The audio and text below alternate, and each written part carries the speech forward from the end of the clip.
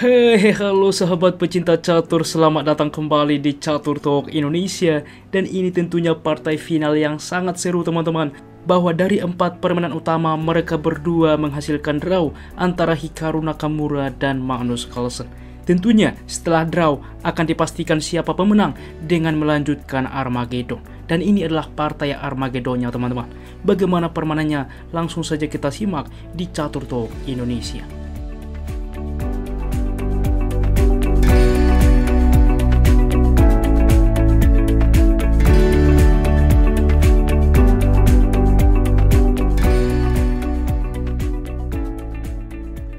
Baik teman-teman, di sini Hikaru Nakamura sebagai pemegang buah putih memulangkan dengan kuda ke F3 yang memilih pembukaan reti, di mana pembukaan ini cukup mudah ke depan dari posisi menjadi pembukaan yang lain. Kuda ke F6, G3 mempersiapkan fianchetto, C5 maka gajah ke G2, kuda ke C6, rokade dan D5 menguasai sentral dari Magnus Carlsen. Pion ke D3 saat ini, maka pion ke E5, pion ke E4 menantang pertukaran dan D4 menolak. Maka pion ke A4 saat ini tentunya juga mencegah pion melaju ke depan, maka gajah ke E7 mempersiapkan rokade. Kuda ke A3, maka gajah ke E6 berlanjut kuda ke G5 langsung mengancam gajah. Di sini masih merasa penting gajah tentunya, maka gajah ke G4 tempo mengancam menteri, mengundang pion ke F3, barulah gajah mundur ke H5. Hikaru Nakamura melanjutkan dengan kuda ke C4 menantang pion pusat di masa depan.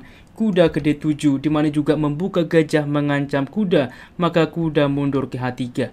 Berlanjut dari Magnus Carlsen pion ke F6, selain juga untuk mencegah kuda kembali juga untuk membuka ruang bagi gajah. Kuda ke F2 berlanjut mensupport pion di masa depan, rokade lalu H4. Gajah mundur ke F7, gajah ke H3 dan di sini kuda ke B6 menawarkan kuda. B3 saat ini, maka kuda memukul kuda, pion B menerima, gajah ke D6. Dan Hikaru Nakamura melanjutkan dengan langkah inisiatif, langsung F4, maka pertukaran terjadi, pion juga memukul kembali, maka menteri ke C7 dua kali mengancam pion. Kuda ke H1, selain bermanuver ke depan ke petak yang lebih aktif, juga tentunya membuka benteng melindungi pion.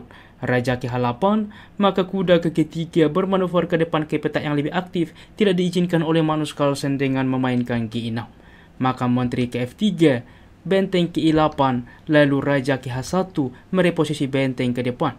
Gajah ke E6 menawarkan gajah, diterima oleh Hikaru Nakamura, benteng menerima, gajah ke D2 saat ini, di mana semua sudah berkembang, benteng juga sudah terhubung satu sama lain.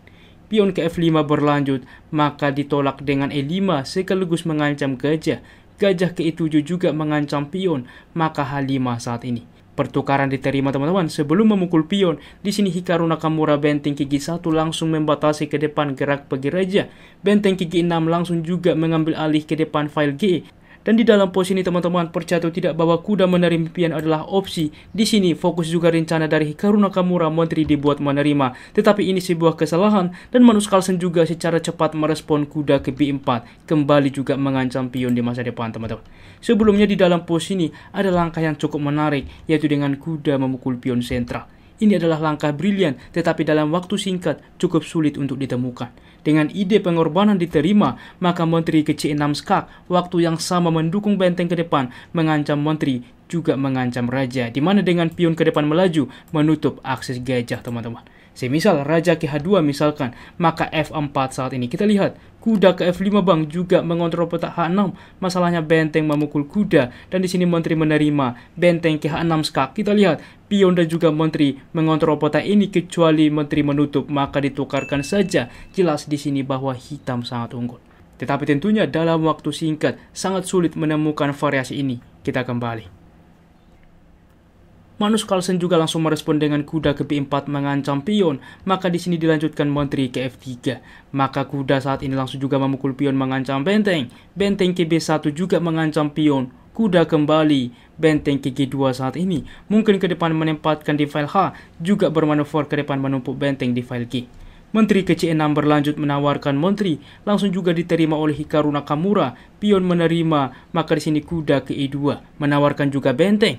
Kuda saat ini juga langsung memukul pion, maka benteng ke B7 mengancam gajah, juga mengancam pion. Benteng ke E8 berlanjut dengan kuda ke C1 saat ini menawarkan kuda, disepakati Magnus Carlsen gajah menerima, lalu A6 saat ini. Benteng juga langsung ke B6, lagi-lagi mengancam pion A5, maka gajah ke D2. Berlanjut dengan D3, dan di sini juga untuk mempersiapkan ke depan promosi. Maka di sini benteng baru memukul benteng terlebih dahulu pertukaran sebelum memukul pion terlebih dahulu raja ke G2, di mana ke depan juga menghentikan pion promosi. Raja ke G7 berlanjut, benteng memukul pion saat ini, benteng ke D8, raja ke F3, benteng ke D4 juga mengancam pion, benteng ke 6 menawarkan pertukaran mengancam pion, mempersiapkan pion bebasnya ke depan promosi. Benteng memukul pion, maka benteng juga memukul pion. Benteng ke C2 saat ini mengancam teman-teman. Di sini benteng juga kembali mengancam gajah adalah opsi. Gajah ke E3 dimainkan, maka C4 saat ini. Berlanjut benteng baru ke A7, raja ke F8 mensupport gajah, dan A5 saat ini mempersiapkan promosi. Benteng ke A2 menghentikan, maka A6 saat ini. Lalu C3 teman-teman mempersiapkan pion untuk promosi ke depan. Di sini benteng ke D7 juga mengancam teman-teman, dan Magnus Carlsen juga langsung merespon. Benteng memukul pion menawarkan pertukaran. Sebelumnya teman-teman, sangat-sangat menarik di dalam posisi bahwa D2 adalah opsi terbaik. Dengan ide A7, maka dapat benteng memukul pion. Apabila benteng memukul benteng, pion akan otomatis promosi. Gajah misalkan menerima benteng, maka C2 saat ini. Benteng memukul pion, pion promosi, dan di sini pun hitam jauh lebih baik. Dan tentunya kita kembali teman-teman di dalam posisi seperti ini. Benteng dibuat langsung terlebih dahulu memukul pion, maka benteng juga memukul pion. Benteng ke C6, di sini gajah ke C1, maka raja ke F7 ikut membantu permainan. Benteng ke D7 dan berlanjut C2 saat ini, maka benteng ke B7 saat ini. Berlanjut dengan raja ke E6, raja ke E2, pion ke G5, maka pertukaran dan langkah yang menarik dari Magnus Carlsen gajah memukul pion terlihat mengorbankan tetapi juga mempersiapkan pion promosi. Terlebih dahulu dilakukan skak dengan benteng.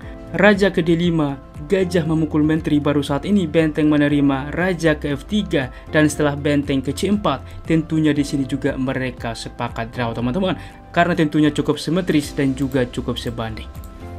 Tetapi ya teman-teman, dengan drawnya permainan ini, Magnus berhasil memenangkan permainan karena Armageddon, artinya waktu hitam lebih sedikit teman-teman. Jadi sehingga ketika draw, hitamlah yang memenangkan permainan. Sangat-sangat luar biasa teman-teman. Dimana ketika kita lihat dari poin ini, Magnus Carlsen 2,5 dengan 2,5, dimana semua permainan diakhiri dengan draw teman-teman. Sangat-sangat sengit tentunya. Berikut tingkat akurasinya. Ulasan permainan dari komputer menunjukkan bahwa Hikaru Nakamura memiliki tingkat akurasi 80,4% dan Magnus Carlsen 80,6%. Kita lihat begitu sebanding akurasi dari kedua pemain. Baiklah teman-teman, demikianlah ulasan catur hari ini. Jika kawan-kawan suka dengan konten catur seperti ini, dukung kami dengan cara like, subscribe, dan juga share. Apabila ada saran ke depan, jangan ragu tuliskan di kolom komentar. Salam Catur Talk Indonesia, sampai jumpa di video berikutnya. Keep sharing and keep loving. Bye-bye.